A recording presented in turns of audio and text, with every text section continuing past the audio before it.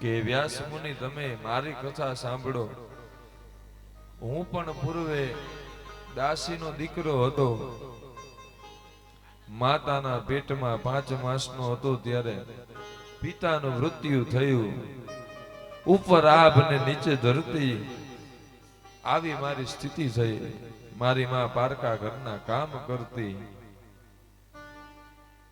માટીના પાત્રમાં લાવેલ અન્ન મને બપોરે ખવડાવે. મારી માની ઈચ્છા હતી કે હું મોટો માણસ થાઉં, મહાન બનું. અમો માં દીકરી બંને ભાંગી તૂટી ગયા, ઝૂંપડીમાં રહેતા હતા. આમ વાત કરતા કરતા નારદજીનું હૈયું ભરાય આવ્યું.